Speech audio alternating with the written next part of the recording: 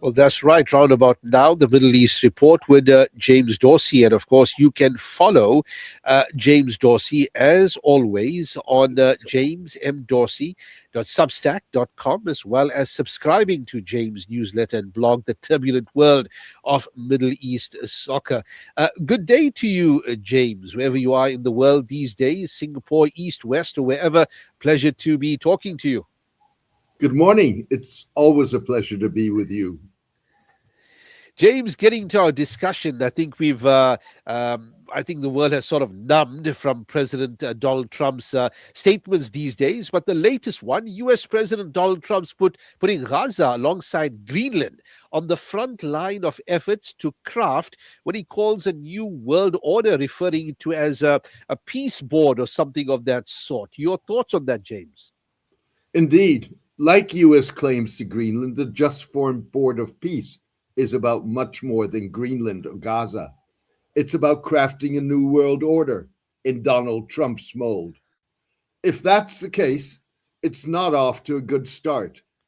Positioning itself as a global peacemaking entity, the Board of Peace headed by Trump is targeting Gaza as its first engagement. Its approach raises more questions than it provides answers. To be sure, the announcement that the Rafah border crossing will reopen next week is a good beginning.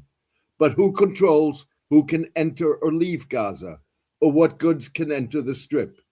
It's hard to believe that Israel will surrender control. Similarly, the inauguration of the board at the Davos World Economic Forum made no mention of a complete Israeli withdrawal from Gaza, the formation of an international stabilization force, or any reference to Palestinian national aspirations. If anything, underlying the board's projection of post-war Gaza as an investment opportunity reflects a long-standing belief in the Trump camp and Israel that economic development will push Palestinian national aspirations to the background. James, staying, of course, with the Middle East, differences between Saudi Arabia and the UAE reverberate across the greater Middle East, and of course referring to Yemen and Sudan in particular, in what is gearing up to be a subset of Trump's efforts to create a new world order. These differences between these two major players, Saudi Arabia and the UAE, your thoughts on that, James? Amid a war of words in the media between Saudi Arabia and the United Arab Emirates, since the kingdom forced the UAE to withdraw from Yemen, Saudi Arabia has been working to rearrange the region's security architecture. The kingdom is working on a military alliance with Somalia that has ended military cooperation with the UAE and Egypt, that for all practical matters has sided with Saudi Arabia, and like the kingdom supports the Sudanese armed forces in Sudan's civil war against the UAE-backed Rapid Support Forces. The Saudi-Somali alliance comes on the back of a Saudi-Pakistani mutual defense treaty. The Saudi-UAE conflict is a setback for Israeli ambitions.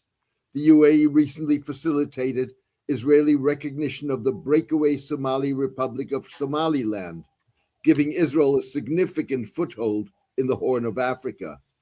The change in Saudi attitudes is also reflected in a sharp increase of Saudi criticism of Israel, both in the media and from the pulpit.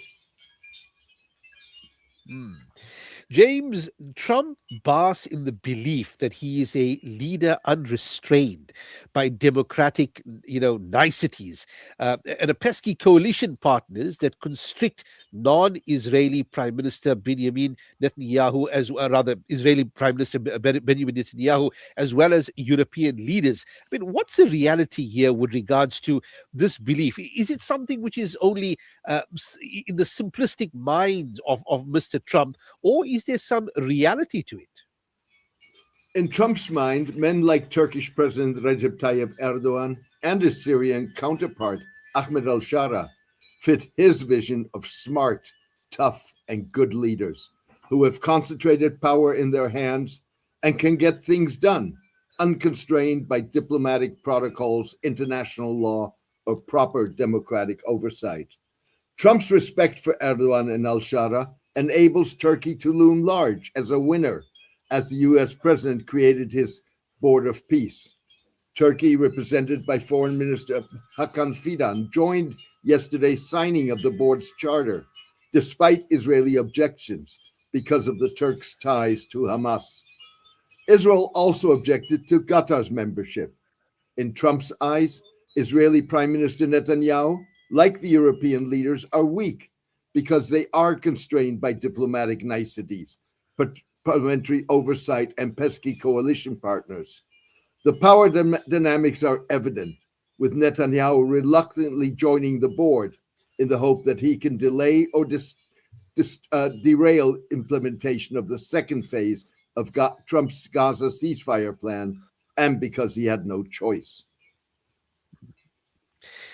James, Trump's respect for strong leaders, as you had alluded to in that previous, discussion there, doesn't extend to Ayatollah Ali Khamenei, with Iran's supreme leader caught between a rock and a hard place. I mean, recent protests make change in Iran inevitable. It's going to come whether the Ayatollahs like it or not. To address Iran's economics problems, at least, Khamenei needs to reach an understanding with the United States that offers sanctions relief, despite accusing the US and Israel of instigating the protests. The reality, no doubt, different on the ground, in that sooner or later, Iran is going to have to blink when it comes to the sanctions issues.